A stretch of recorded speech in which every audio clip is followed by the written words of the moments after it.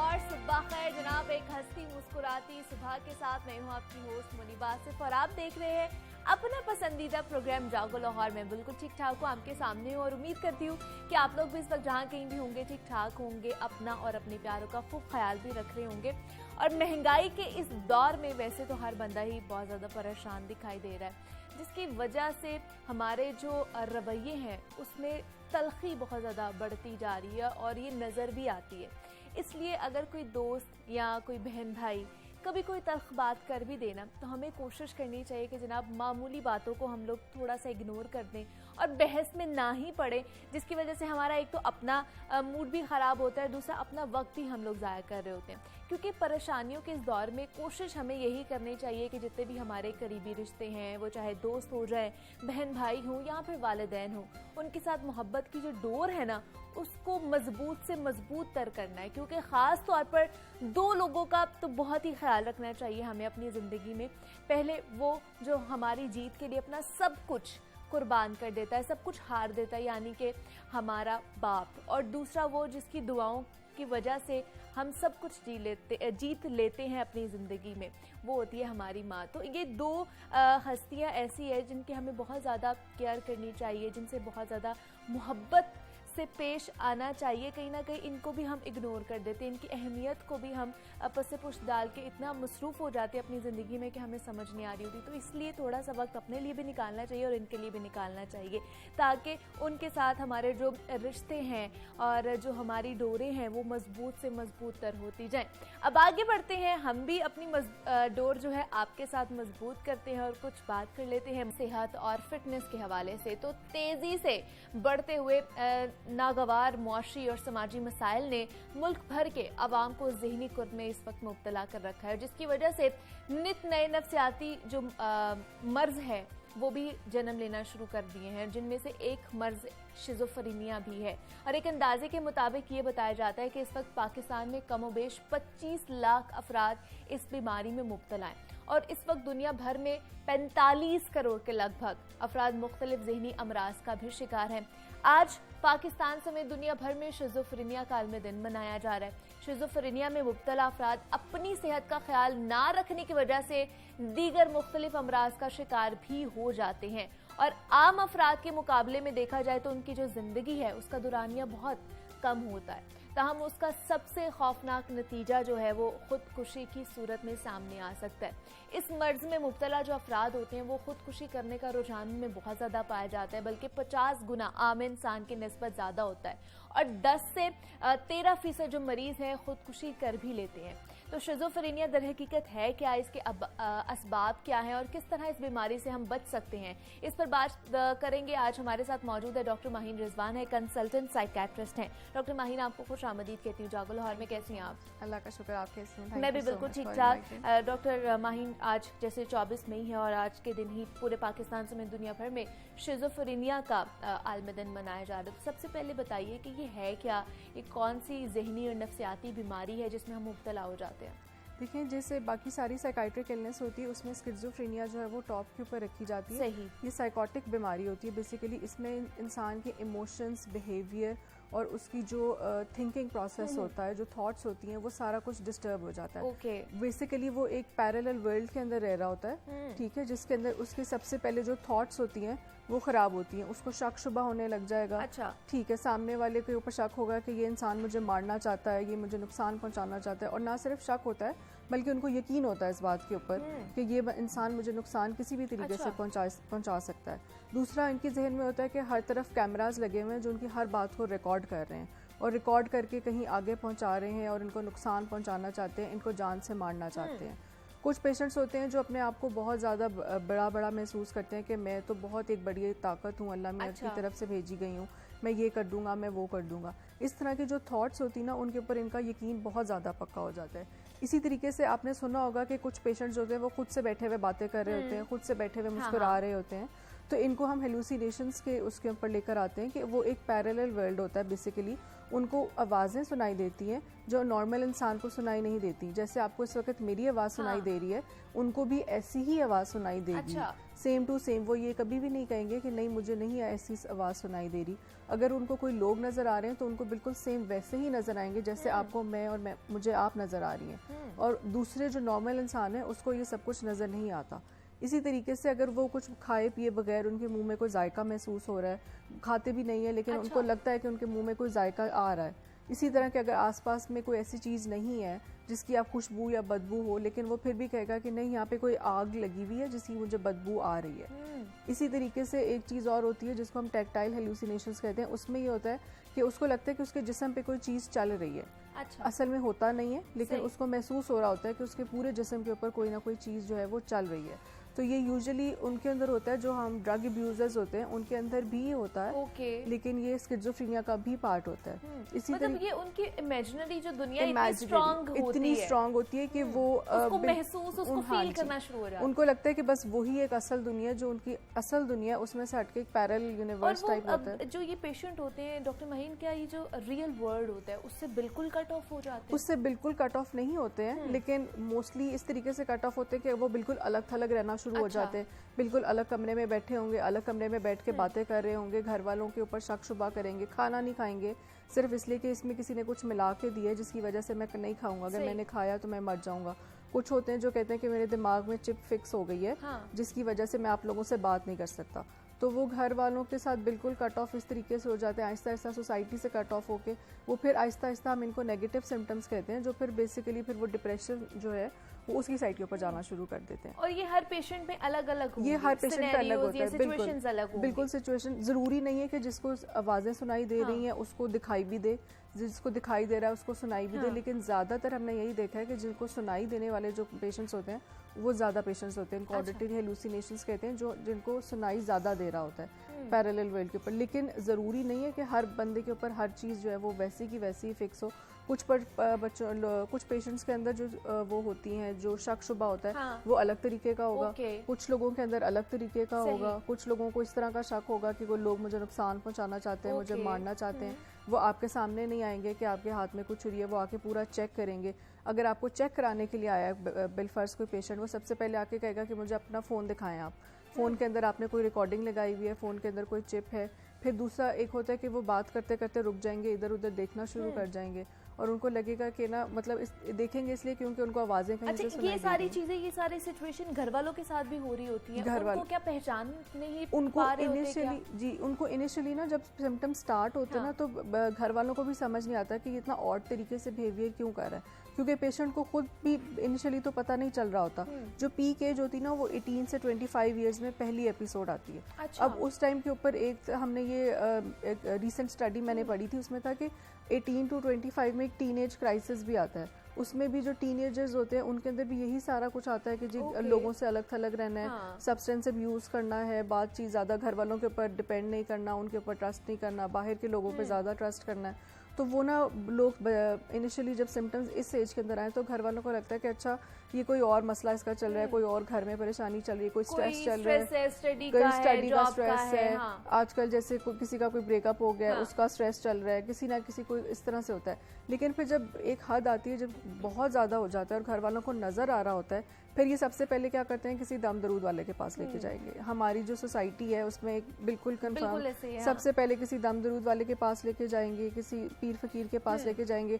उसके साथ क्या करेंगे कि 1-1.5 साल उसका इलाज करते रहेंगे। अब वो जो 1-1.5 साल का पीरियड है ना, उसके अंदर अगर उसका साइकाइट्रिक इलाज स्टार्ट हो जाए, मेडिकल इलाज स्टार्ट हो जाए, तो उसकी आगे फर्दर ज़िंदगी हमको बहुत ज़्यादा इम्प्रूव कर सकते हैं। लेकिन जो मेन इनिशियल स्टार्ट होता है जिसमें आपकी इलनेस स्टार्ट हो रही है, वो वाला टाइम हमने ज़ाया कर दिया पीर फकीर के अंदर। आप जाएं, आप ज़रूर जाएं, इसमें कोई शक नहीं है, लेकिन आप एक डॉक्टर को भी कंसल्ट करें कम से कम। यहाँ पे हम सब लोग आप लोगों की हेल्प के लिए बैठे हुए हैं। मैं हमेशा ये बात करती हूँ कि देखिए डॉक्टर आपकी मदद करने के लिए बैठा हुआ है। अगर आपको नहीं पता कि आपने किसी साइकाइट्रिस्ट के पास जाना है, आप किसी नॉन नॉर्मल जनरल फिजिशियन के पास जाएं, उसको बताएं कि थोड़ा सा ये ऑड बिहेवियर आ रहा है, वो इनिशियली असेस कर लेगा और फिर वो रेफर कर देगा साइकाइट्रिस्ट के पास। फिर हमारे पास पेशेंट्स आते हैं 1.5-2 साल के बाद, जब कंडीशन काफ़ी ज़्यादा वर्स हो चुकी हुई होती है, और फिर उसके बाद हम इलाज स्टार्ट करते हैं। इनिशियली जो इलाज होता है वो साल 1.5 साल चलता है, लेकिन पेशेंट की कंडीशन देखते हुए फिर बाज़ पेशेंट्स के अंदर ये लाइफ लॉन्ग ट्रीटमेंट होती है।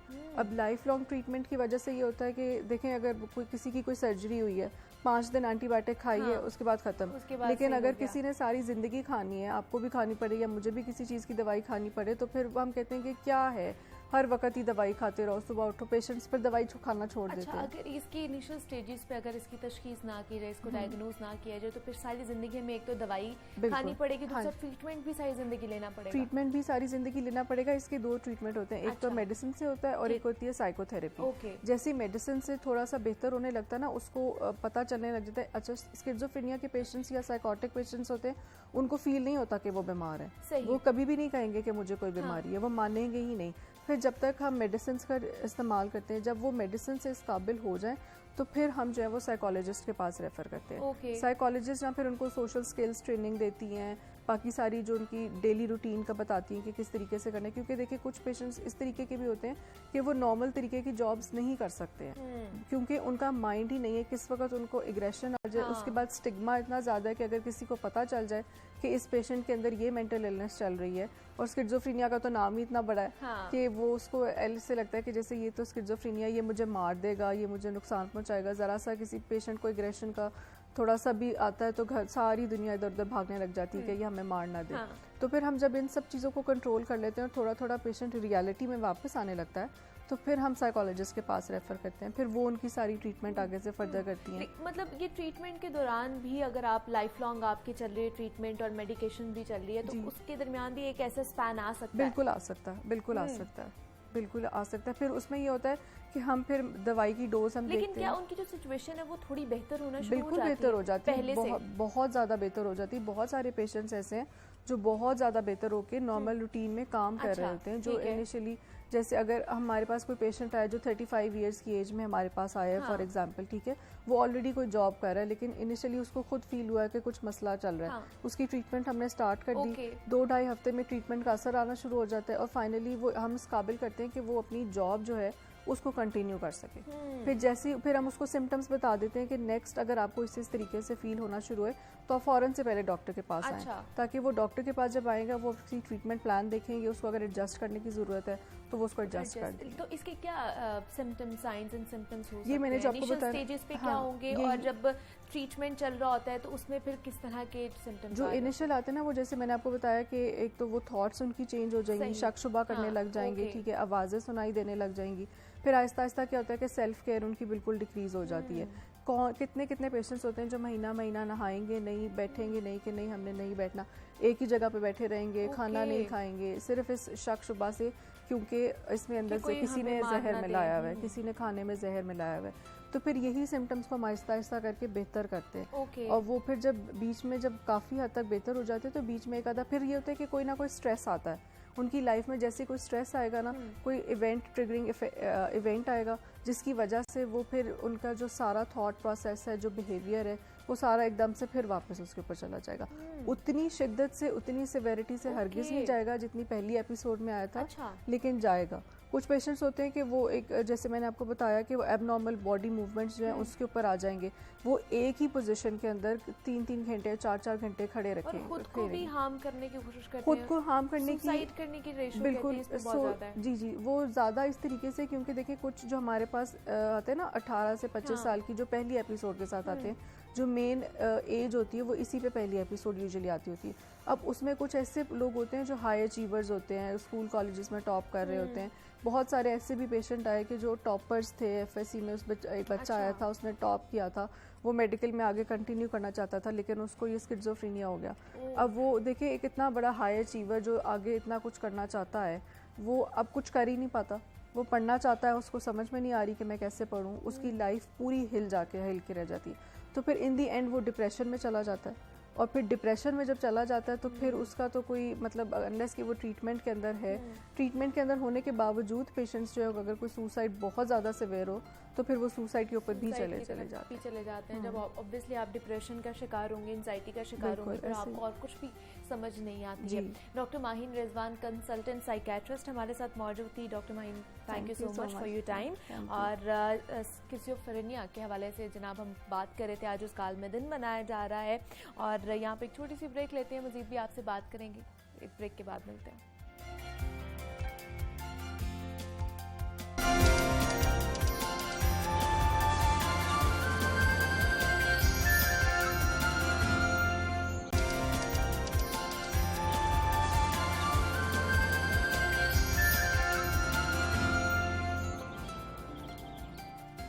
वेलकम बैक टू जागो लाहौर। जनाब, अब कुछ बात हो जाए बच्चों की तालीम और तरबियत के हवाले से। मौसम गर्मा अपने अरूज पर है और गर्मी की शिद्दत में इजाफा होते ही स्कूलों से छुट्टियों का ऐलान भी किया जाता है।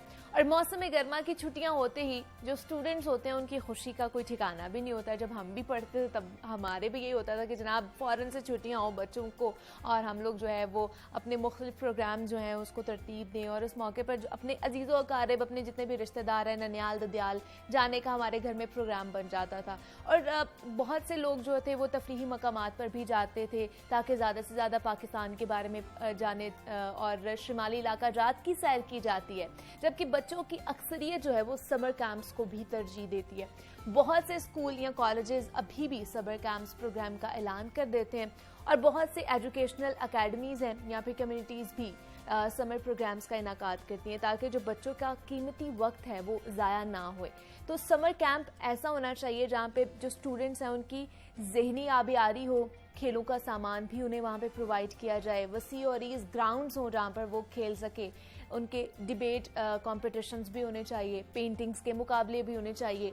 गर्ज ये कि बच्चों की जो दिलचस्पी है उसके हर किस्म के प्रोग्राम्स वहाँ पर शामिल होने चाहिए। लेकिन हम देखते हैं दूसरी तरफ कि छोटी छोटी बिल्डिंग्स में समर कैंप्स के मुनक्किद किए जाते हैं और समर कैंप्स के नाम पर फीसें बहुत ज़्यादा बटोरी जाती हैं।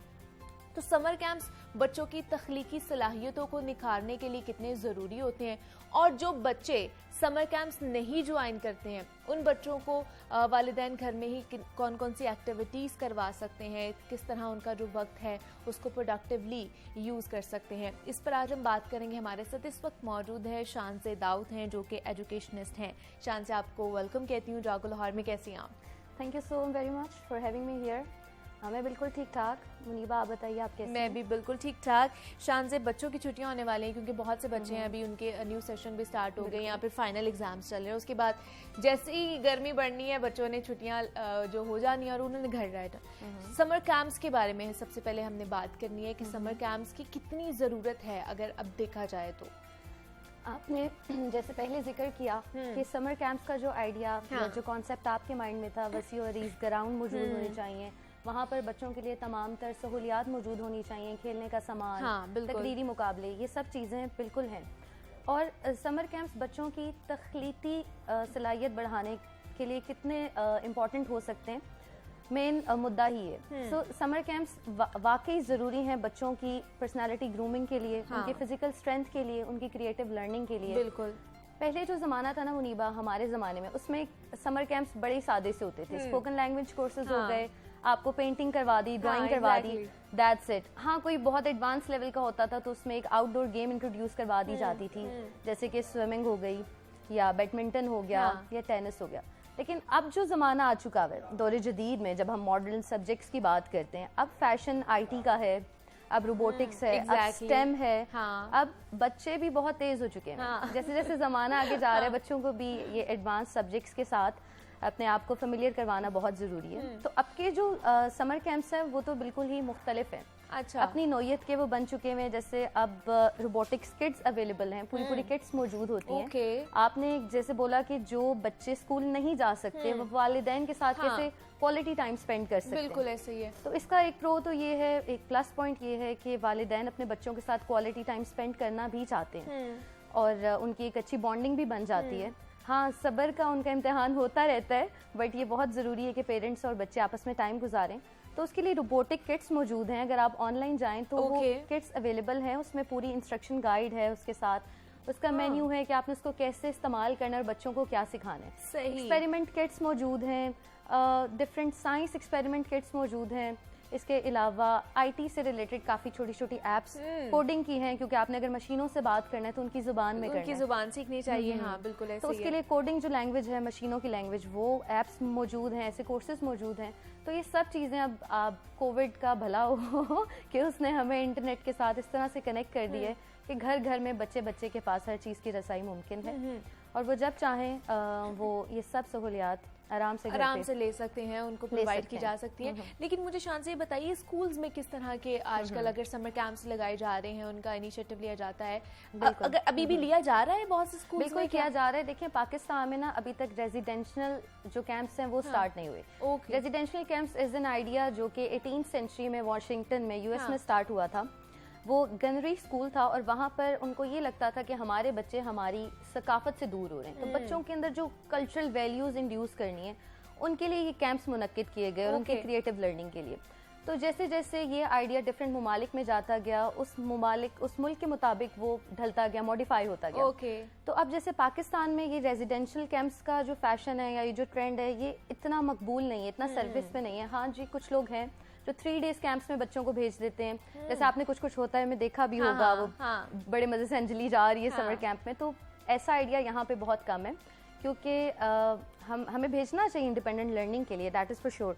आपके जो समर कैंप स्कूल ऑफर कर रहे हैं उसमें बेसिक सब्जेक्ट्स होते हैं, समर वेकेशन टास्क कंप्लीशन होती है, फन लर्निंग होती है, और बच्चों की वो सारी एक्टिविटीज जो आपको कन्वेंशनल और बोरिंग जो टीचिंग पेडागोजीज हैं उनसे दूर करने के लिए मौजूद हैं।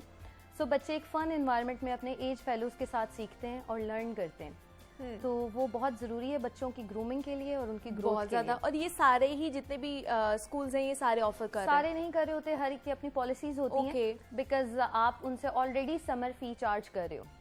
फिर कुछ स्कूल्स ऐसे होते हैं जिनका मोटिव होता है कि अब समर फीस भी हमारे पास आ गई है, तो बच्चे भी हैं, आपके क्लाइंट्स मौजूद हैं, तो आपको और फीस भी बटोरनी है, तो आप स्पेशल पैकेजेस बना देते हैं छोटे छोटे मुख्तलिफ नाम से। सही। उसमें फिर मजे की बात है मुनीबा, उसमें एज ग्रुप्स उन्होंने डिफाइन किए हैं। जैसे प्री लर्नर्स हैं, उनके लिए कौन सी एक्टिविटीज है, मोटर स्किल डेवलपमेंट है, उनका पूरा एक छोटी सी फौज तैयार हो जाती है 3 to 7 ईयर्स की। ठीक है। फिर थोड़े से बड़े बच्चे हैं वो इंडिपेंडेंट लर्नर्स हो जाते हैं, उनके लिए डिफरेंट साइंस की, उसमें साइंस है, मैथ है, लिंग्विस्टिक्स है और रोबोटिक्स है, और इस तरह के एक सब्जेक्ट आप रख लेते हो जो कि पेरेंट्स का और बच्चों का इंटरेस्ट इंगेज करता है।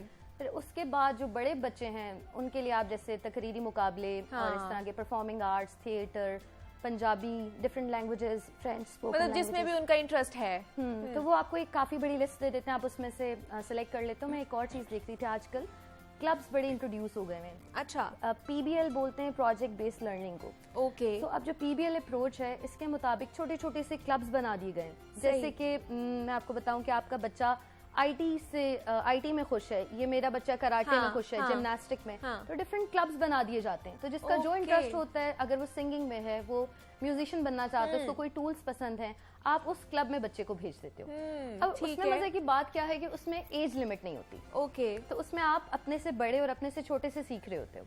तो फिर बच्चों को फैसिलिटेट करते हैं, ये बड़ी खूबसूरत बात है। और ये हो रहा है लाहौर में? बिल्कुल लाहौर में हो रहा है। लाहौर में ऐसे 3-4 इदारे हैं, मैं उनका नाम नहीं ले सकती ऑफ कोर्स, बट 3-4 इदारे हैं जो ये करवा रहे हैं। और वो वाकई पीबीएल अप्रोच है, प्रोजेक्ट बेस्ड लर्निंग है, जिसमें आप पेरेंट्स भी जाकर देख सकते हैं और वो वहाँ पर जाकर एक्सपीरियंस कर सकते हैं कि उनके बच्चे किन मराहिल से गुजर कर क्या क्या सीख रहे हैं। काफी चीजें ऐसी होती हैं जब हम बच्चों को सिखा रहे होते हैं तो हम भी सीख रहे होते हैं, खुद भी सीख रहे होते हैं। हाँ। अब जब ये ऑनलाइन वाला जमाना आया था तो मदर्स को काफी सारा क्यूरिकुलम आ गया था, उनको ये समझ आ गया था पढ़ाना कैसे है। और इसके बाद तो काफी मदर्स थी जो टीचर्स बनकर सामने आई। बहुत सी ऐसे भी आप भी जानती हैं, मैं भी जानती हूँ कि वो खुद भी बच्चों को पढ़ा रही हैं। हाँ जी, उन्होंने घर में सीखा कि अच्छा ऑनलाइन क्लास का क्या डेकोरम है, किस तरह स्टार्ट करनी है, किस तरह कौन सी एक्टिविटी कैसे करवानी है, और फिर उनको जब वो पूरा समझ आ गया कि अच्छा इस तरह से करना है। सो ये एक चीज थी जो ये इंटरनेट तो पहले भी था शान से, लेकिन कोरोना की वजह से ज्यादा हमें पता चला है। हाँ, इस्तेमाल नहीं था, बच्चों को तो इतना पता था लेकिन बड़ों को इतना उसका यूजेज का नहीं पता था कि किस तरह हमने करना है। लेकिन कोरोना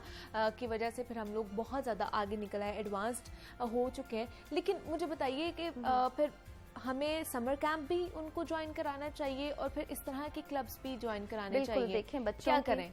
एक मैं आपको 3C फार्मूला देती हूँ। ये बड़ा इंटरेस्टिंग फार्मूला है ये जो भी पेरेंट्स अपने बच्चों को, चाहे वो होम स्कूल कर रहे हैं, हाँ। घर पे आप उनको पढ़ा रहे हैं, चाहे आप उनको कन्वेंशनल स्कूल में भेज रहे हैं जो एक नॉर्मल स्ट्रीमलाइन स्कूल होता है, इसके लिए 3 C's फॉर्मूला बहुत अच्छे से कारआमद है। Okay. 3 C's का मतलब है there are 3 C's। Number 1 is confidence. Okay. C stands for confidence. So हमारा ये मोटिव होना चाहिए, ये ऑब्जेक्टिव होना चाहिए कि हम अपने बच्चों का कॉन्फिडेंस लेवल बूस्ट करें, उनकी क्रिएटिव स्किल्स बढ़ाएं। तो अब ये आप पे डिपेंड करता है आप उसको कैसे प्लान कर रहे हैं। क्या आप बच्चों को किसी सोशल गैदरिंग में लेकर जा रहे हैं? क्या आप बच्चों को कोई इन्वायरमेंटल एक्सपोजर दे रहे हैं? क्या आप बच्चों से सिर्फ बातचीत करके उनको कॉन्फिडेंस दे रहे हैं? नंबर 1। नंबर 2 आ जाती है कोलैबोरेशन। कोलैबोरेशन इज कि जब एक से ज़्यादा लोग आपस में बैठकर टीम वर्क करते हैं, तो उसमें आप देखें बर्दाश्त सीखता है इंसान, डिसिप्लिन सीखता है, काफ़ी सारी और ऐसी चीज़ें होती हैं जो हम अकेले बैठकर नहीं सीख सकते। Exactly, हर एक की पर्सनैलिटी मुख्तलिफ है। तो जब आप टीम वर्क में काम करते हैं, कोलैबोरेशन में वर्क करते हैं, तो फिर आप वो चीज़ें एक दूसरे से सीखते हैं। ये हमारे पास confidence, collaboration and creativity. Creativity is something जो बच्चे के अंदर है, सिर्फ आपने निकालनी है। किस तरह से निकालनी है, कितना कॉन्फिडेंस आप उसको देते हैं और बच्चा किस तरह से करता है। एक और इसमें मज़े की बात है, कुछ हमारे एजुकेशनिस्ट हैं जो कि इसके साथ एक और टर्म कम्युनिकेशन की भी लगाते हैं। वो एक बहुत बड़ा स्किल है और आना भी चाहिए। So communication is not only to talk, जो हम बात करें, बट एक दूसरे को समझना, कम्युनिकेट करना, आइडियाज़ को उनको फ्लो कराना और वो फिर एग्जीक्यूट कराना। एक पॉइंट मैं यहाँ पे ऐड करना चाहती हूँ कि जब आप समर कैंप्स करवा रहे हैं घर में, तो बच्चे इंडिपेंडेंट लर्नर होने चाहिए। ओके। देखिए मुनीबा, जब बच्चे हमसे दूर हैं, जो बच्चे हमारे पास नहीं है, स्कूल चले जाते हैं, तो वो इंडिपेंडेंट हो जाते हैं। हाँ बिल्कुल। थोड़ा बहुत रोते हैं, वो तंग करते हैं, माँ को याद करते हैं, बट एक टाइम आता है कि वो इंडिपेंडेंट हो जाते हैं। लेकिन जब आप समर कैंप घर में ले आते हैं ना, और वो सारे रिसोर्सेज आपके जो भी आपकी अफोर्डेबिलिटी उसके मुताबिक जो रिसोर्सेज आप बच्चे को मुहैया कर रहे हैं, वो आप घर पे मंगवा के घर पे अगर ये एक्सपेरिमेंट करना चाहें, तो फिर आप ये कोशिश कीजिएगा कि आप इतने कंट्रोलिंग ना हो कि बच्चे जो हैं वो इंडिपेंडेंट ना हो सके और आप पर ही डिपेंड करें। ये स्पून फीडिंग का एलिमेंट आ जाता है, कंट्रोलिंग का एलिमेंट आ जाता है। तो अगर आप घर पे समर कैंप कर रहे हैं, आपको इन चीज़ों को ध्यान में रखना होगा कि बच्चे इंडिपेंडेंट लर्नर्स हों। अच्छा। उनके अंदर सेंस ऑफ रिस्पॉन्सिबिलिटी आए, उनको पता हो ये मेरा बैग है, इसकी ये मेरी चीज़ है, इसको मैंने संभालना है। And number 3 and the most important thing is routine. अगर बच्चों की रूटीन आप समर वेकेशंस में डेवलप कर लेते हैं, वेकेशन में तो बड़ों की रूटीन खराब हुई भी होती है, तो फिर वो कहते हैं अच्छा चलो रात को लेट सो रहे हैं, मूवीज देख रहे हैं, और बच्चे भी साथ साथ उनके वही चीजें अडॉप्ट कर रहे होते हैं और उनकी भी रूटीन खराब हो जाती है। हाँ जी, तो यही तो बात है। सबसे पहली जो चीज खराब होती है ना, वो छुट्टियों में यही होती है। हाँ। तो पर्सनल इवैल्यूएशन बहुत जरूरी होती है। आप पर्सनल लेवल पर इवैल्यूएट करें कि कहाँ कमी रह गई, कहाँ खामी रह गई। जब तक हम जॉब पे जा रहे हैं, बच्चे स्कूल में जा रहे हैं, हर चीज अपने टाइम पर हो रही है, रूटीन में फॉल कर रही है। तो इसके लिए बड़ा अच्छा मैं आपको एक और टिप देती हूँ कि अगर आपके बच्चे छोटी एज के हैं, तो वो टाइम टेबल अपना खुद बनाए ड्राइंग्स के साथ। और मैंने एक्सपेरिमेंट किया था छोटे बच्चों के साथ। अच्छा। कि उनको क्या पसंद है, कितने बजे क्या करना चाहिए, मॉनिटर करें आप उनको, उनका स्क्रीन टाइम कितना होना चाहिए, उन्होंने अगर बाहर जाना है तो वो कितनी देर का, उन्होंने खाना सोना, वो अपना टाइम टेबल खुद से बनाएं और आप साथ उनके बैठकर उनको सिर्फ गाइड करें। फिर इसमें एक मजे की थ्योरी आ जाती है, रिवॉर्ड थ्योरी, कि जब बच्चे ने टिक कर दिया, मैं इतने बजे उठ गया, मैंने खाना खा लिया, मैंने अपने पेट को टाइम दे दिया, मैंने स्क्रीन टाइम देख लिया, तो उसके बाद आप उसको कुछ भी रिवॉर्ड दे दें, एक स्टार दे दें। जब 5 स्टार्स हो जाएं पूरे, तो आप उसको कोई गिफ्ट ला दें जो वो डिजर्व करता है और वो चाहता है। इसी तरह पनिशमेंट थ्योरी भी रिवॉर्ड थ्योरी के साथ है। वो सिर्फ इस तरह से कि आप कॉन्फिस्केट कर लें, आप उसका टैब ले लें, उसका आईपैड थोड़ी देर के लिए ले लें, कि उसको रियलाइज हो कि मैं रूटीन से हट गया हूँ। और बच्चों में चिड़चिड़ेपन की एक बहुत बड़ी वजह है कि बच्चे रूटीन पे ना हो। और जैसे आपने बात की है टैब की, इलेक्ट्रॉनिक गैजेट्स में, वो तो बहुत ज़्यादा हमारे बच्चों में इसका रुझान बहुत ज़्यादा बढ़ता जा रहा है। तो इससे किस तरह जान छुड़वा सकते हैं हम? स्क्रीन टाइम बहुत ज़्यादा जान तो नहीं छुड़वा सकते और ना छुड़वानी चाहिए। हाँ, आप मॉनिटर कर सकते हैं स्क्रीन टाइम को, कि आप एक लिमिट कर दें। जैसे कि मैं आधा घंटा अपने बच्चे को दे रही हूँ स्क्रीन टाइम के लिए, 1 घंटा दे रही हूँ। 10 मिनट से नीचे तो बच्चों का 0 स्क्रीन टाइम है, और होना भी इतना ही चाहिए। एक आप सीखते हो बहुत कुछ, स्क्रीन लर्निंग है, आप बहुत चीज़ें सीख रहे हो। आप बच्चों के फ़ोन में सिर्फ वही ऐप्स उनको दें जिनसे वो सीखें। लर्निंग ऐप्स मौजूद हैं, सब चीज़ें मौजूद हैं। आप उनको लैंग्वेज डेवलपमेंट करवा सकते हैं, और आप उसका इस्तेमाल अच्छा या बुरा बनाएगा उसको, तो आप टेक्नोलॉजी को अच्छे वे में इस्तेमाल करें। हाँ, ये ज़रूर है कि आप उसको 10 मिनट 15 मिनट बच्चे को दे दें, भाई तुम अपनी मर्जी की राइम्स सुन लो, तुम अपनी मर्जी की गेम्स खेल लो, बट ये एक्सपोजर बहुत ज़रूरी है, क्योंकि आने वाला ज़माना भी आईटी का है, रोबोटिक्स का है। बिल्कुल ऐसे ही है। हाँ, तो ये आने वाले दिनों में आप मुझे बताइए ज़्यादा किसके ऊपर एम्फसाइज करेंगे कि ये चीज़ें इन्हें ज़्यादा सिखानी चाहिए? Robotics and stem learning. मैंने एक पढ़ा था सर्वे पिछले दिनों आया हुआ था, उसमें लिखा था कि 2050 में जो 2050 वाला ईयर होगा, उसमें जो बच्चे स्टेम लर्निंग से आए होंगे उनको बाकी बच्चों से 90% ज्यादा लेवरेज मिलेगा, जस्ट बिकॉज उन्होंने वो सब चीजें एक्सप्लोर की हैं, एग्जीक्यूट की और फिर वो यहाँ पर पहुंचे। सही। तो stem stands for science, technology, engineering and mathematics. तो इन सब का इन सब का एक्सपोजर है, किस तरह से एक्सपेरिमेंट लर्निंग है, दैट इज कॉल्ड स्टेम। और स्टेम भी हमारे यहाँ हर शहर में हो रहा है, लाहौर में भी ऐसे काफी इदारे हैं जो स्टेम लर्निंग करवा रहे हैं। तो ये मतलब अपनी एक्टिविटी से निकल के, अपने सिलेबस से निकल के भी हमें ये चीजें करनी चाहिए। मजे की बात है, टीचर वो होता है जो बच्चे को पढ़ाए और बच्चे को ना पता चले कि वो मुझे पढ़ा रहा है। तो वही फन लर्निंग होती है और बच्चे भी वही चाहते हैं कि इस तरह की फन लर्निंग, इस तरह का एनवायरनमेंट हो, तो खेल खेल में सीख जाए और खेल खेल में ही वो सब कुछ सीख भी जाएं और दूसरों को भी सिखा दें। तो इसके लिए फिर टीचर्स की भी तो ट्रेनिंग होनी चाहिए ना? टीचर्स की ट्रेनिंग भी मौजूद है, इंटरनेट आपके पास है, आप जिस तरह का स्टेम किट मंगवाएं घर पे, उसका इंस्ट्रक्शनल मेन्यू आपके पास है, और अगर आपको इंस्ट्रक्टर हायर करना चाहते हैं तो वो भी अवेलेबल होते हैं। मतलब कोई भी चीज हमसे दूर नहीं है। अच्छा। हर चीज is just a message away. मतलब इंटरनेट ने इतनी आसान कर दी हमारी जिंदगी, सब चीजें पॉसिबल हैं। हाँ जी। और पेरेंट्स का बहुत इन्फ्लुएंस होता है। जैसे मैं एक सर्वे, एक और मैंने देखा, मजे की बात है कि ये सारी बातें घूम फिर के पेरेंट्स पर ही आ जाती हैं, उनके कंधों पर आ जाती हैं। एग्जैक्टली। उस सर्वे में वो पेरेंट्स से कंडक्ट करवाया गया था सर्वे, और उसमें पूछा गया था कि आपको क्या लगता है कि आपके बच्चों पे सबसे ज्यादा इन्फ्लुएंस किसका होता है, टीचर्स का, आपके एज फेलोज, आपके स्टूडेंट्स का, एनवायरनमेंट का, या पेरेंट्स का? और मुनीबा आप शॉक होंगे सुन के कि 99% ऑफ द पेरेंट्स ने पेरेंट्स को सबसे आखिरी कैटेगरी में रखा। उनको लगा कि हमारा 1% इन्फ्लुएंस है बच्चों पे, जबकि ये ऑपोजिट है। सबसे पहले उनका ही होता है। बिल्कुल, आप बिल्कुल सही फरमा रही हैं। सबसे ज्यादा जो इन्फ्लुएंस है वो पेरेंट्स का होता है। लेकिन पेरेंट्स क्या करते हैं, अपने बच्चों को अपने से दूर रख देते हैं, और उनको लगता है कि ये शायद एनवायरनमेंट का इन्फ्लुएंस इनके अंदर आ गया है, या बाकी बच्चों से सीख रहे हैं, उनका इन्फ्लुएंस आ गया। तो ये चीज़ें, और ख़ासतौर पर पेरेंट्स को पता होना कि जनाब हमारे से हमारा बच्चा क्या क्या चीज़ें सीख रहा है, हम उसको किस तरह इन्फ्लुएंस कर रहे हैं, ये पता होना बहुत ज़्यादा ज़रूरी है। तो इसलिए बच्चों के साथ साथ पेरेंट्स की भी ट्रेनिंग होनी चाहिए। शानज़ दाऊद हमारे साथ मौजूद थी, एजुकेशनिस्ट है। शानज़, बहुत शुक्रिया आपके वक्त का कि आप यहाँ पर आई हैं, और हम बात करते हैं जनाब के समर कैंप्स की क्या अहमियत है। यहाँ पे एक छोटी सी ब्रेक लेते हैं, मिलते हैं इस ब्रेक के बाद।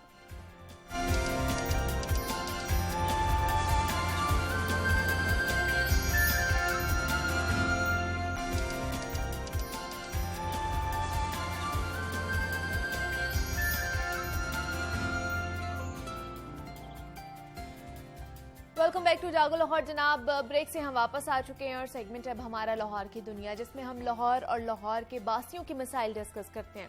तो जनाब, आजकल लाहौर में सिक्योरिटी पॉइंट ऑफ व्यू से हालात कुछ साजगार नजर नहीं आ रहे हैं।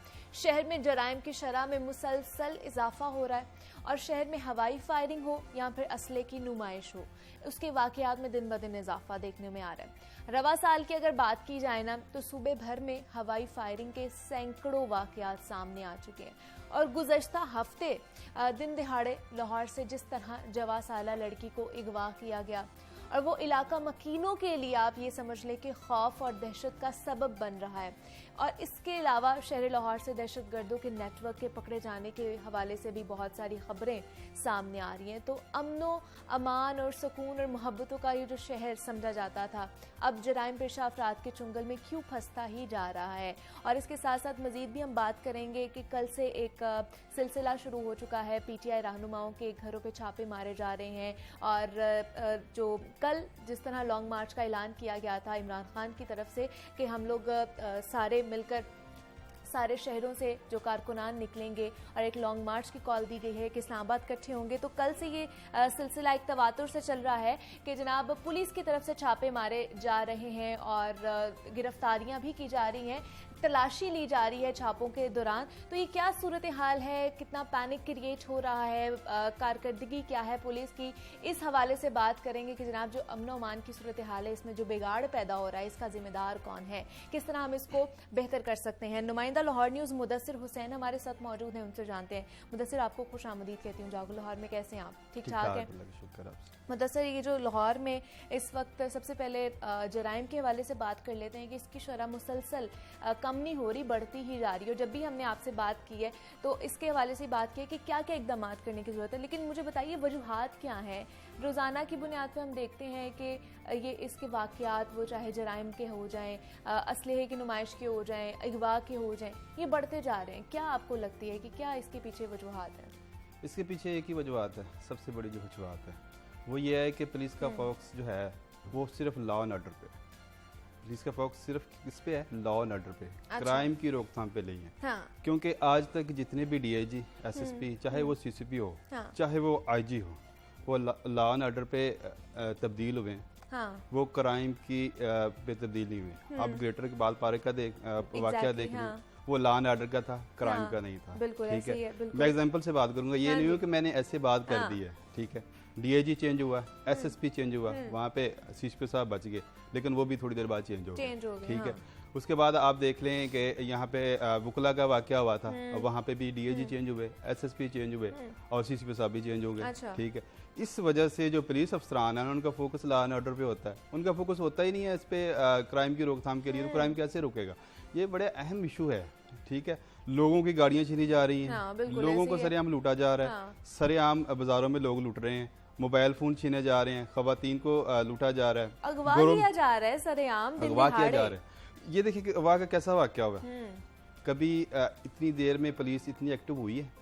ठीक है, ये नहीं है कि वो लड़की लाहौर में थी, पता नहीं वो किधर चली गई, यहाँ से वो कसूर में गई, कसूर से पाकपतन गई, पाकपतन से आगे को गांव है जो आरफवाला के दरमियान में आता है, वहाँ पे जाके जो है ना वो पुलिस ने तलाश किया। सिर्फ क्या था, चीफ जस्टिस ने सोमोटो ले लिया। अगर चीफ जस्टिस सोमोटो ना लिया लेते होता तो ये अभी तक मामला- हम उसको तलाश कर रहे बिल्कुल होते। ऐसे ठीक ही है, अब देखें पुलिस के पास अपने लोकेटर नहीं है। अच्छा। पुलिस के पास जो साबिक सीसीपी लाहौर था, जो मौजूदा सीसीपी हैं, उससे पहले भी जो हैं वो मुतअद्दिद बार पंजाब हुकूमत से लोकेटर मांग चुके हैं। अच्छा। लेकिन पंजाब हुकूमत जो है ना, अभी पिछली हुकूमत ने फंड जारी कर दिए थे, सही। अब ये रजीम चेंज हुआ है तो उससे जो है ना फिर लोकेटर की जो है वो रुक गई है। ठीक है, अच्छा, मतलब वो फंड्स रुक गए हैं अब। फंड्स रुक गए हैं, सही। उसको नहीं देखा जा रहा। इन्होंने साझदारों से लोकेटर मांगे।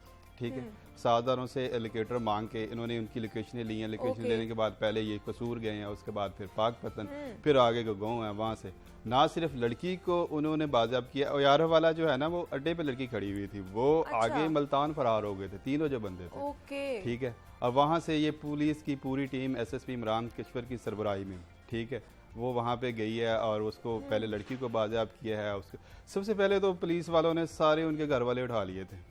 ठीक है, बताओ कि वो कहाँ पे, वहाँ से पुलिस को रीड मिल गई, उसको भाई को भी पता था किसने वहाँ पे अगवा अच्छा, किया, ठीक है, किसने वहाँ पे अगवा किया। ठीक है, उस भाई को भी पता था, उससे वहाँ से लीड मिल गई, फिर उससे मोबाइल लोकेटर से, मोबाइल लोकेशन से सारी चीज़ें उनके पास आ गई। ओके। पहले कसूर गए, कसूर से पाकपतन, पाकपतन से आरफ वाले अड्डे से लड़की को लिया, लाहौर ले आया और चीज़ों से को बता दिया, देखें हम लाहौर पुलिस कितनी एफिशिएंट है। देखें, ये मैं बताऊं कि ये एफिशिएंट तभी होती है जब पीछे से सोमोटो लिया जाता है, नोटिस लिया जाता है। ये लाहौर पुलिस और पंजाब पुलिस इतनी बेहतरीन पुलिस है कि ये समुंदर की तह में भी बंदा होगा ना उसको निकाल लेंगे, लेकिन उसके लिए या तो आपके पास सिफारिश होनी चाहिए, अच्छा। बहुत बड़ी सिफारिश होनी चाहिए, या फिर आपके पास नोट होने चाहिए। ठीक है, उसके बगैर ये हम काम नहीं करते। वो कहते हैं ना कि आप थाने में जाए ना, थाने की दीवारें भी पैसे मांगती हैं। ठीक है, आम पब्लिक के लिए ये फैसिलिटीज नहीं है। फिर आम, अब देखें हर केस पे अब चीफ जस्टिस नोटिस ले सकता है? बिल्कुल ऐसे ही नहीं है, नहीं ले सकता ना, यही तो मसला है। ठीक है, और हर केस पे अगर चीफ जस्टिस देखेगा तो फिर पुलिस अफसरान क्या करेंगे? ठीक है, अब अगर आईजी को 2 घंटे का टाइम ना मिलता, कुछ नहीं होना था। अगर किसी एसपी को बुलाया होता या किसी डीएसपी को बुलाया होता, तब भी ये बाजियाब नहीं होनी थी। अब देखें, डीएसपी तो, एसपी तो, एसएसपी तो रोजाना पेश होते हैं अदालतों में, उनको कहा जाता है ये केस हल करें। ये असल में चीफ जस्टिस का जो नोटिस था ना वो काम करेगा, लेकिन बाद में चीफ जस्टिस ने लाहौर पुलिस को अप्रिशिएशन भी दी है और अजीब ने भी अप्रिशिएशन किया है, सीसीपी ने भी अच्छा काम करेंगे तो मुदस्सिर हम भी अप्रिशिएट ही करेंगे। लेकिन आप देखें ना, पूरे शहर लाहौर में अमन अमान की जो सूरत हाल है वो खतरनाक से खतरनाक होती जा रही है। नुमाइश की जाती है असलहे की, दिन दिहाड़े अगवा किया जाता है, लूट मार की जा रही है, लोगों की कीमती अशिया चोरी हो जाती है, लेकिन कोई फीडबैक ही नहीं आता। बात यह है कि जो असले की नुमाइश है ना वो भी नहीं रुकेगी। ठीक है, अब मुझे भी क्राइम रिपोर्टिंग करते हुए इतना अरसा हो गया है कि ये क्राइम कभी नहीं रुकेगा। उसकी वजह ये है कि इसका जो कानून है ना वो बहुत कमज़ोर है। अगले दिन तो जज जो है जमानत ले लेता है। ना ये पतंगबाजी रुक सकती है शहर में, ना असले की नुमाइश रुक सकती है, ना ये हवाई फायरिंग रुक सकती है। ये 3 जो है ना जुर्म, चाहे लोगों की गर्दनें कटती रहें, चाहे हवाई फायरिंग से, अंधी गोली से मासूम बच्चे मरते रहें। आप मैं आपको बताऊँ कि रमा साल आपको पता है कितने बच्चे मरे हैं या कितने लोग जो अंधी गोली से, अंधी गोली का निशाना बन गए?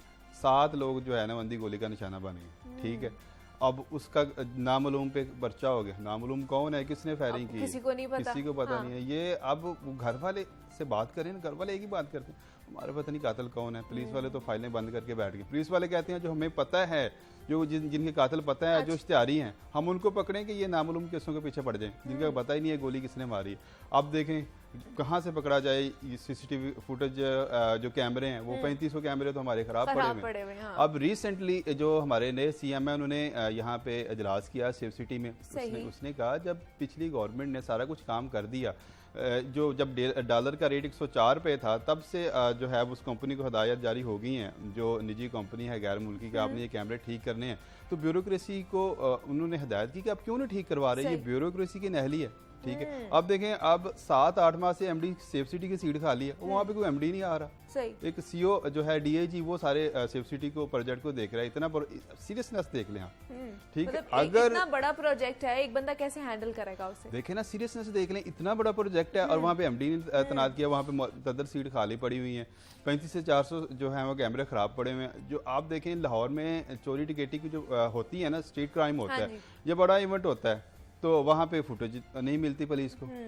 अब यही सीएम ने बात की मीटिंग में, उसने कहा ये हमने इतने अरबों रुपए लगा दिए, अगर किसी जगह पे इवेंट होता है, अगर हमें फुटेज नहीं मिलती तो फिर इस इवेंट इससे जो है सेफ सिटी का और आपको तनख्वाहें देने का और ये सारे सिस्टम बनाने का क्या फायदा। उसने बड़ी अच्छी बात की है और उसने हदायत भी की, बड़ी सख्ती से, बड़ी सख्ती से उन्होंने हदायत की। उसने कहा कि आप इसको ठीक करवाएं, लेकिन अभी तक कोई चीज़ हमें नज़र नहीं आ रही कि ठीक हो रही। उनकी जो एलसीडी लगी हुई थी जिसमें लगा होता था, लोगों को हदायत दी जाती थी कि आपने ये करना है, वो भी अभी तक खराब पड़ी हुई है, उसको भी नहीं ठीक किया जा रहा। तो ये असल में ना, लेकिन आपको क्या लगता है कि पुलिस का ये जो डिपार्टमेंट है ये खुद भी ठीक नहीं होना चाहता क्या? नहीं, असल में ना ये डीएमजी ग्रुप है ना और पीएसपी ग्रुप, अच्छा, ये उनकी लड़ाई है आपस में। ठीक है, वो भी नहीं चाहते कि पुलिस ठीक हो। अच्छा, वो चाह रहे हैं कि सेफ सिटी उनके कब्जे में आ जाए। ठीक है, और वो चाह रहे हैं कि आईजी मुकम्मल तौर पे और डीपीओ मुकम्मल तौर पे हमारे मतहत आ जाए। उसकी ये चपकस जो है ना, ये असल में गवर्नमेंट को दूर करनी चाहिए। आप पुलिस चाहती है कि हम इंडिपेंडेंट हो, वो चाहते हैं कि पुलिस हमारे मतहत हो, जो भी पुलिस कार्रवाई करें वो हमसे पूछ कर करें। ठीक है, वो कह रहे हैं वो इसलिए पुलिस को अपने मतहत रखना चाहते हैं कि हर जो काम होगा वो हमारे जरिए होगा। अच्छा। पुलिस भी हमारे मतहत होगी, ACRM जो है वो उनकी लिखेंगे। ये असल मसला है। इस चक्कर्स की वजह से वो सेफ सिटी को नाकाम बनाया जा रहा है कि सेफ सिटी, फिर DMG अफसरान कहेंगे देखें जी ये सेफ सिटी हमने नाकाम बना दी है, ठीक है, ये चला ही नहीं सकते, आप हमें दें, हम इसको चला के दिखाएंगे। अच्छा। फिर कैमरे भी ठीक हो जाएंगे, वो सारी चीज़ें ठीक हो जाएंगी। ये असल में मसला है। असल में डीप पे कोई जाना नहीं चाहता, डीप पे। और जब ये ऐसा भी हुआ है कि कोशिश भी की है उन्होंने, जो है ना वो जो साबिक हुकूमत थी कि ये चपकलच ख़त्म हो जाए, लेकिन वो ज़ाहिर सारे इतने करीब होते हैं, वो किसकी बात माने किसकी ना माने। अब जो है वो आईजी की बात ना सुनी जाए या चीफ सेक्रेटरी की ना सुनी जाए, तो ये बड़े इसमें ये बड़े इकदाम करने की ज़रूरत है ताकि जो अमन अमान की सूरत हाल है लाहौर शहर में, इसको हम लोग हल कर सके। मुदस्सिर हुसैन, नुमाइंदा लाहौर न्यूज़, हमारे साथ मौजूद है। मुदस्सिर, आपका बेहद शुक्रिया कि आप यहाँ पर आए हैं। ब्रेक लेते हैं, मिलते हैं इस ब्रेक के बाद।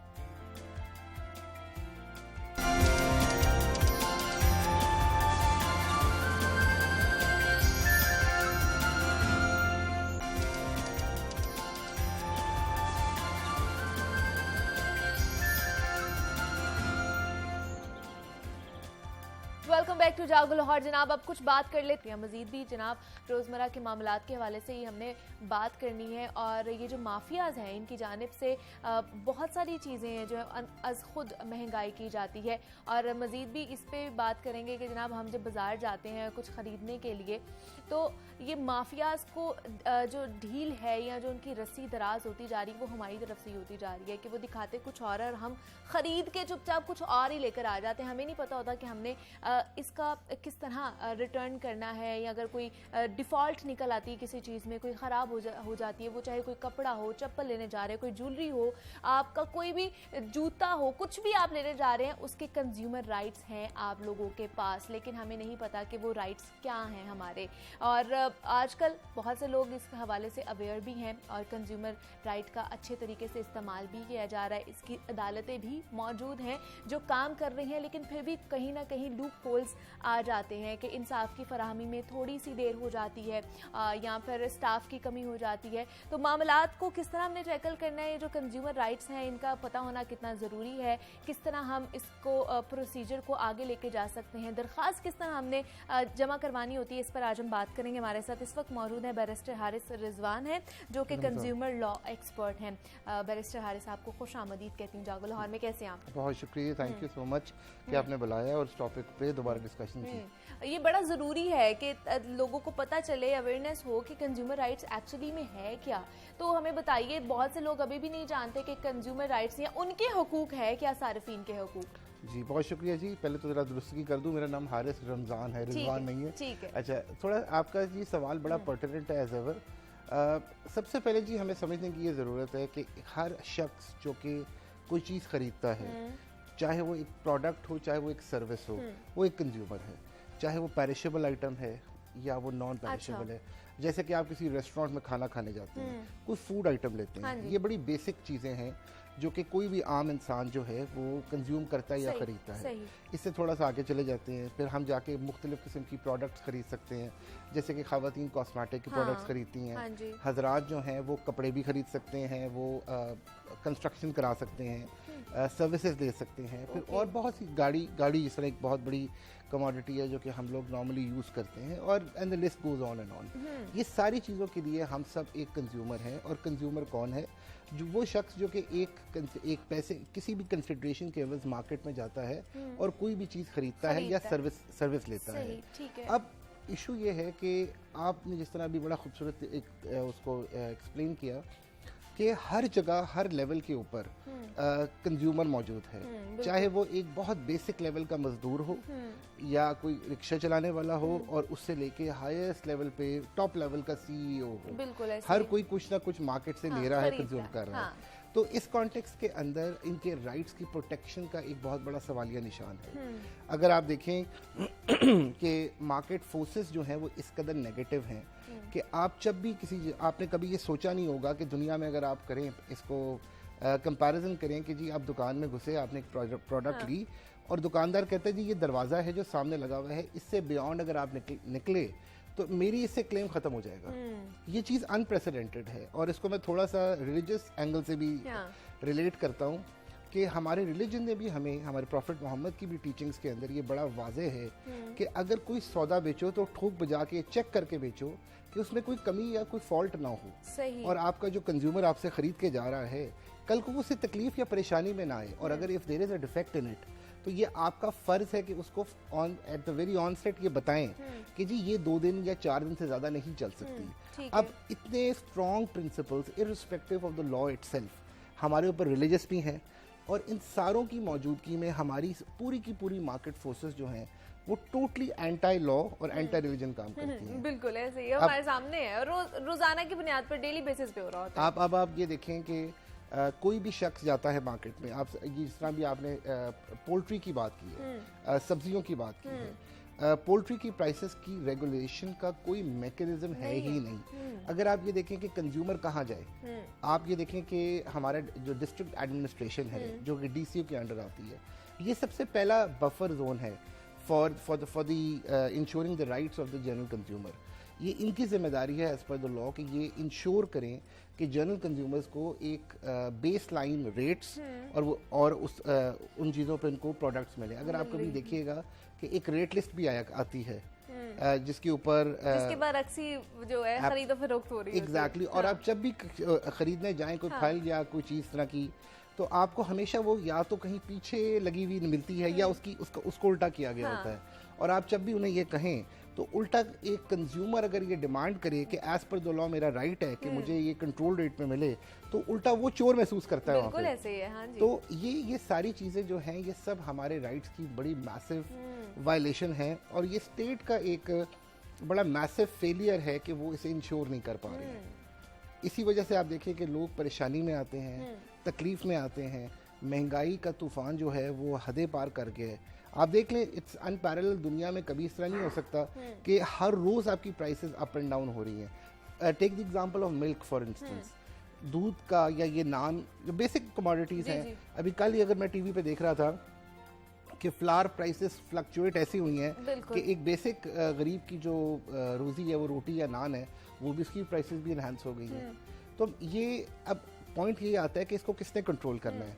तो ये हमारा तो लॉ इन्फोर्समेंट एजेंसीज जो सबसे पहली हमारी डिस्ट्रिक्ट गवर्नमेंट है ये उनका फेलियर है। सही। उससे बियॉन्ड तो फिर आती है सेकंड टियर में हमारी कंज्यूमर कोर्ट्स कि जिसके अंदर कोई अगर क्लेम लेके जाए तो वो एक अलग पॉइंट है at a later stage. Okay. मगर ये कि पहला स्टेज के ऊपर तो जी हमारी डिस्ट्रिक्ट एडमिनिस्ट्रेशन की एक कमजोरी है। उनकी एक और मैं आपको थोड़ा सा इसमें ऐड करूं क्योंकि मैं खुद कंज्यूमर राइट्स पे बहुत अरसे से काम कर रहा हूँ, almost more than a decade. आप ये देखिएगा कि जी जो सबसे परेशान कुन चीज़ है वो ये है कि सरकार का एक अदारा है जिसका नाम है पंजाब कंज्यूमर प्रोटेक्शन काउंसिल। अच्छा। ये एक बाकायदा इदारा है, मतलब इदारा बना हुआ है। जी बिल्कुल बिल्कुल, मॉडल टाउन में इनका ऑफिस है। ओके। और इनसे आप जब भी बात करेंगे कि जी आप क्यों नहीं इस पे काम कर रहे, तो इस पे दो चीजें आती है। नंबर वन कि जी आप हमें क्या कहते हैं, हमें तो तनख्वाहें नहीं मिलती हैं। अच्छा। इतना नेग्लेक्टेड इदारा है कि वो लोग सिर्फ इस बैटल पे लड़ रहे हैं कि किसी तरीके से हमें हमारी सर्वाइवल हो जाए, हमें तनख्वाहें मिल रही, तनख्वाहें मिल जाए। फिर दूसरी चीज ये है कि जिस तरह आपने फूड अथॉरिटी का सुना होगा जिक्र, फूड अथॉरिटी के वो एक बड़ा जबरदस्त इदारा है जो कि which is very well funded. Exactly. और बड़ा अच्छा काम भी कर रहा है। उसके अंदर उसके उनके सारे जो डीजीज आते हैं बड़े मुतारिक होते हैं। अब उनके पास उनका लॉ जो है वो बड़ा इनेबलिंग लॉ है। वो अलाउ करता है कि ऑन स्पॉट जाके उनके इंस्पेक्टर्स जो हैं वो चालान भी कर सकते हैं और दुकान बंद करा सकते हैं। कंज्यूमर लॉ जो काउंसिल है उसके पास ऐसा कोई इनेबलिंग लॉ नहीं है। अच्छा। उनकी सिर्फ एग्जीक्यूटिव फोर्स जो है वो है डीसी ऑफिस। ओके। जो डीसी के पास ये है एक पावर है कि वो 50,000 तक जुर्माना कर सकता है। ठीक है। अब उस कॉन्टेक्स्ट में होता ये है, ये ऑफ द रिकॉर्ड सारी बातें मैं आपको बता रहा हूँ क्योंकि वो ऑन रिकॉर्ड कहते हैं, लेकिन उसमें इशू ये होता है कि ये जितने ऑफिसर्स हैं जो काम कर रहे हैं उनका सबसे पहले इस्तफसार ये होता है कि हम क्या करें। हम डीसी ऑफिस को जब कोई चीज़ भेजते हैं मरासला तो आगे से सख्ती से हमें कहा जाता है कि हमारे पास कोई और कम काम है। अच्छा। जो तुम लोग हमें इन कामों पे लगा रहे हो। तो इससे फिर इस पूरी सिचुएशन की केस में रहते हुए अगर कोई एक कंज्यूमर जो मोटिवेटेड है या उसके साथ मार्केट फोर्सेस में कोई नेगेटिविटी हुई है तो वो फिर जाते हैं कंज्यूमर कोर्ट के अंदर। और कंज्यूमर कोर्ट के अंदर जाके वो फिर अपनी दाद रसी का एक पूरा प्रोसेस लेके चलते हैं। लेकिन प्रोसेस क्या है हारिस, ये जानना चाहूंगी किस तरह वो एप्लीकेशन वहाँ पे करवा सकते हैं, जमा कराएंगे, कितना प्रोसेस होगा, कितना ड्यूरेशन होगी? जी मैं बताता हूँ आपको। देखिए इसमें दो एलिमेंट्स है, मैं आपको थोड़ा क्लियर करता हूँ क्योंकि वकालत हमें बड़ी डिफरेंट चीज़ें सिखाती है। हमारा सबसे पहला प्रॉब्लम ये है कि जी जो हमारा कंज्यूमर है, जनरल कंज्यूमर, उसके इश्यूज ही बड़े छोटे लेवल के हैं। अच्छा। अब अगर कोई भी कंज्यूमर है वो ज़्यादा क्या खरीद लेगा, 5-10 हज़ार की चीज़ खरीद लेगा। इसके एवज जब उसको कोई प्रॉब्लम आती है तो सबसे पहले उसके ज़हन में खौफ आता है कि मैं कंज्यूमर कोर्ट किधर जाऊंगा। हाँ। अदालत के चक्कर कौन काटेगा, क्योंकि हर शख्स जो है वो इंतहाई मसरूफ है और उसके पास इतना टाइम नहीं है। हाउएवर मैं थोड़ा सा इसमें ऐड कर दूं, सर आपके सवाल का जवाब है। ये एक तरीका इस तरह भी आसान है कि अगर आपके साथ कोई ऐसी ज्यादती हुई है, फॉर इंस्टेंस आपने कोई कॉस्मेटिक प्रोडक्ट खरीदा, let's take your own example, और उससे आपको कोई रिएक्शन हुआ है या कोई प्रॉब्लम है, समथिंग लाइक दैट, आपने सिर्फ एक सादे कागज के ऊपर एक लीगल नोटिस भेजना है उस पर्टिकुलर ब्रांड को या लोकल है या उस सेलर को कि तुम्हारी इस प्रोडक्ट की वजह से मुझे ये नुकसान हुआ है। ओके। लिहाजा मुझे, या आप कुछ भी उसमें मांग सकते हैं, आप उससे डैमेज भी ले सकते हैं, आप उसे रिफंड भी मांग सकते हैं और आप उसे ये कह सकते हैं कि जी मेरा ये जो नुकसान हुआ इसे पूरा करें। इसकी एक और एग्जांपल हम इस तरह कर सकते हैं, जैसे आपने एक लैपटॉप खरीदा। हाँ। अब लैपटॉप खरीदने के फौरन बाद उसकी बैटरी 10-15 मिनट में एग्जॉस्ट हो जाती है। हालांकि जब बेचा गया आपको तो कहा गया कि जी ये 2 घंटे से कम नहीं चलेगी, यानी कि 2 आवर्स उसका एक एग्जॉस्शन टाइम है। इसी तरह उसमें और प्रॉब्लम्स आ रही हैं। I am just giving an example. अब आपने जब उनको ये लिखा एक, और उसको आपने कोरियर, एक रिकग्नाइज्ड कोरियर कंपनी से कोरियर करा दिया। ठीक है। अब आपने उनसे एक सिंपल लीगल नोटिस बना दिया, बड़ा सिंपल, कि उसमें आपने सब्जेक्ट देना है, दरखास्त कोई और को लिख सकता है कि जी legal notice under the consumer protection act of 2005। ठीक है। उसके नीचे आपने अपना सारे इख्तिसार कर दिया और आपने से कहा कि जी मैं आपको I am giving you 15 days कि जिसके अंदर आपने जो मेरे साथ ये जो गलत काम हुआ है इसको आप दुरुस्त करें, ठीक करें, और मुझे ये चीज़ें डैमेज कर जो मुझे पहुंची हैं। फॉर इंस्टेंस आपने उस लैपटॉप को किसी बड़ी इंपॉर्टेंट फंक्शन पे लेके जाना हो और उस वजह से आपको वहाँ बहुत प्रॉब्लम या डिफ़िकल्टी आई हो, उस 15 दिन के बाद वो उसको जवाब आपको देना ही देना है विद इन 15 डेज। ठीक है। अगर वो 15 डेज में जवाब नहीं देता तो नेक्स्ट 15 डेज में आप एक complaint before the consumer court file कर सकते हैं। ठीक है, मतलब आप थाने में जाके एक कंप्लेंट करेंगे? नहीं थाने में नहीं, थोड़ी सी इसको मैं करेक्ट कर देता हूँ।